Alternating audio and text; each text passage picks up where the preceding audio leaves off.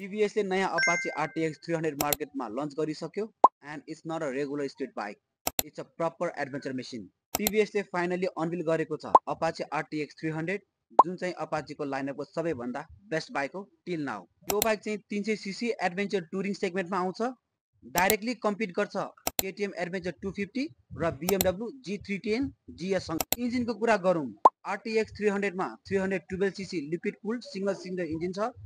Same base as Apache RR 310।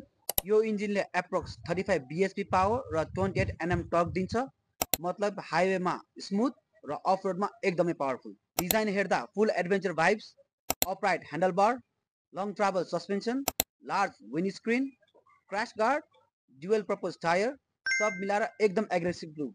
Feature साइडमा TFT display with navigation, rider modes, Bluetooth connectivity, slipper clutch, dual channel ABS सब मिलाएर latest tech. इन्डियामा यो bike Indian rupees 1.99 lakh ex showroom प्राइसमा launch भएको छ। नेपालमा expected price around 5.5 to 6 lakh पर्न सक्छ depending upon variant and tax. TVS नेपालले अफिसियल अनाउन्समेन्ट नगरे पनि लन्च सुन एक्सपेक्टेड छ।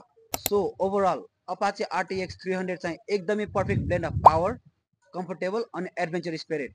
If you are bored of normal speed bikes and want to explore hills and highway, it might be your next dream ride. के लाग्छ तपाईहरुलाई Apache RTX 300 will rule Nepali road? कमेन्टमा लेख्नुहोस् अनि follow गर्नुहोस् Thito talk for more auto updates and tech news.